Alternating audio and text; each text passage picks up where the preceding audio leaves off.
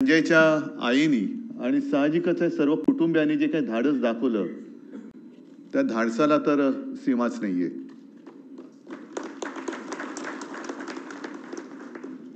म्हणजे संजयला अटक झाल्यानंतर मी आणि रश्मी त्याच्या घरी गेलो।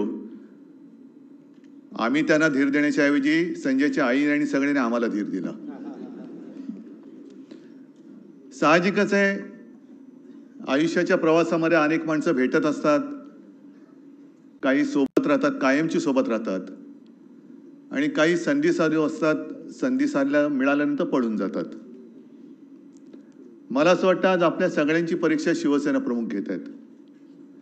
आयुष्यावर त्यांनी जे काही दिलं त्यांच्याकडनं कोणी काय घेतलंय हे ते बघतायत आणि त्यांचंच एक जे वाक्य आहे की 100 दिवस शेळ्यांचं जगण्यापेक्षा शेळीचं जगण्यापेक्षा एकच दिवस पण वाघाचं जगा। आणि संजय हा माणूस असा आहे की ज्याने पुस्तकाचं नाव नरकातला स्वर्ग, जो नरकामध्ये स्वर्ग शोधतो किंवा नरकाचा स्वर्ग बनवतो तो काय धाटणीचा असेल हे वेगळं सांगण्याची काही गरज नाहीये। शिवसेना प्रमुखांनी आयुष्यभर जे दिलं ते मराठी माणसाला आणि हिंदूंना एक आत्मविश्वास दिला, एक जिद्द दिली। नाहीतर आज मुंबई आणि महाराष्ट्रामध्ये आपली हालत काय असती हे वेगळं सांगण्याची काही गरज नाहीये।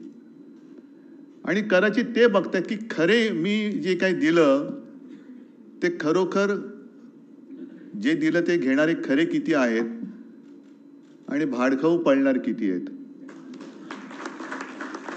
आज जे स्वर्गामध्ये गेलेत त्यांच्या दृष्टीने त्यांना सुद्धा हा कार्यक्रम बघितल्यानंतर म्हणजे मगाची संजय तुझं भाषण चालू असताना जणू तू काही एक विनोदी पुस्तक लिहिले अशा थाटात बोलत होतास। त्यांना सुद्धा हेवा वाटला असेल